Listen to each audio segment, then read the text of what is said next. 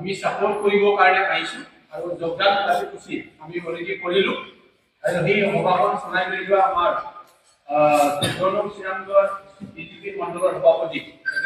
ৰাজেন বালা ডাঙৰীয়া আমাৰ সেই সভা বা সেই কাৰ্যসূচীত উপস্থিত হ'ব পৰা আমাৰ শ্ৰীৰাম জিলা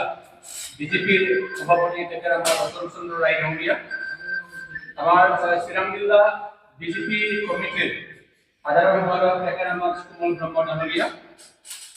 আমাৰ ইয়াত উপস্থিত যে প্ৰভাৰী আমাৰ শ্ৰীৰাম জিলাৰ তেখেত আমাৰ নবকুমাৰ বৈশ্য ডাঙৰীয়া আমাৰ ইয়াত উপস্থিত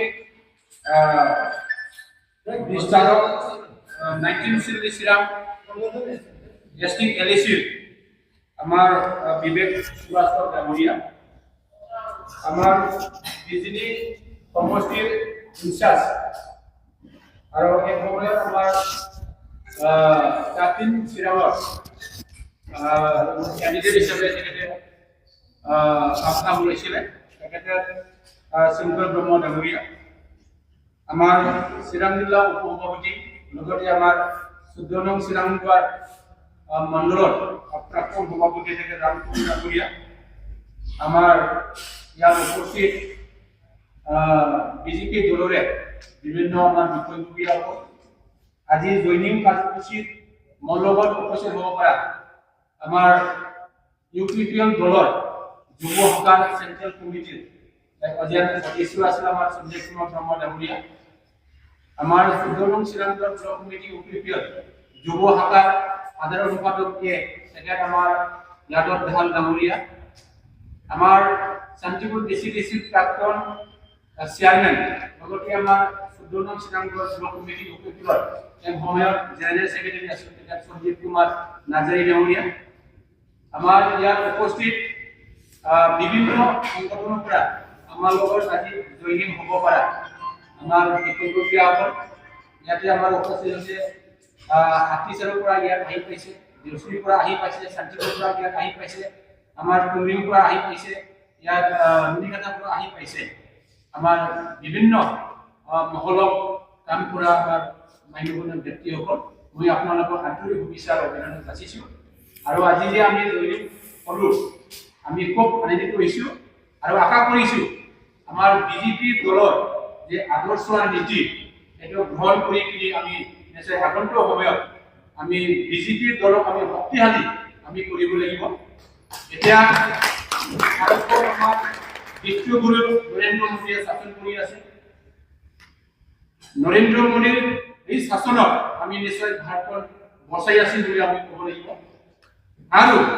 আমাৰ ৰাজ্যখন এতিয়া শাসন কৰি আছে আমাৰ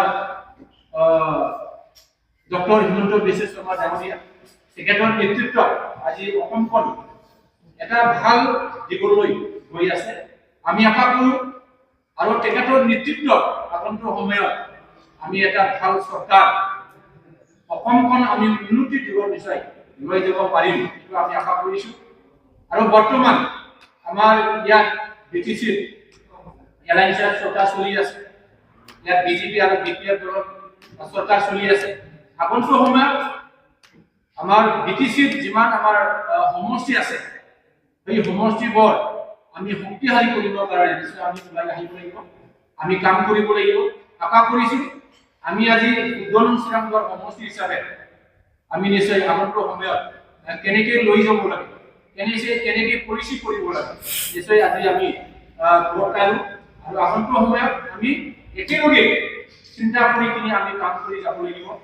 আৰু আগন্তুক সময়ত এই সমষ্টিখন আমি নিশ্চয় এটা ভাল দিশত লৈ যাব কাৰণে সকলো আমাৰ ইয়াত উপস্থিত হ'ব পৰা আমাৰ নেতাসকলে নিশ্চয় বিবেচনা কৰিব আগভাগ ল'ব আশা কৰিছোঁ যে আগন্তুক সময়ত বিভিন্ন আমি লাইনত জানিব লগা নিশ্চয় থাকিব বুজিব লগা নিশ্চয় থাকিব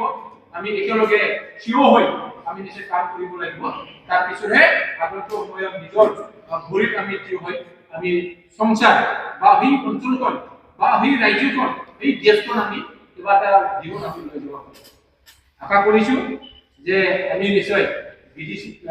বিজেপিৰ আদৰ্শ নীতিটো আমি লৈ গৈ নিশ্চয় কাম কৰিম আৰু আগন্তুক সময়ত আমি মিলা প্ৰীতিৰে ইয়াত ভোপাৰ পৰা বিভিন্ন জাতি জনগোষ্ঠী আমি একেলগে কাম কৰিব লাগিব, একেলগে উন্নতি কৰিব লাগিব, একেলগে আমাৰ উদ্দেশ্যৰ লক্ষ্যত আমি গৈ পাব লাগিব। মই বেছি দীঘলীয়া কৰিব বিচাৰে ইয়াত উপস্থিত আমাৰ বিজেপি কৰ্মী বা নেতাসকলক মই আন্তৰিক শুভেচ্ছা অভিনন্দন যাচিছোঁ। নতুনকৈ আজি জয়ী হোৱা আমাৰ বিভিন্ন পদবীসকলক বা বিজেপি দলক বিজেপিৰ যিখিনি আদৰ্শ নীতি এইটো ভাল পাই কিনি আপোনালোকে আজি আমি জইন কৰিলোঁ আৰু আপোনালোকক মই আন্তৰিক শুভেচ্ছা অভিনন্দন যাচিছোঁ। সকলোক মই আন্তৰিক শুভেচ্ছা অভিনন্দন যাচি মই মোৰ বাক্যটো ইয়াতে সামৰিছোঁ। ধন্যবাদ।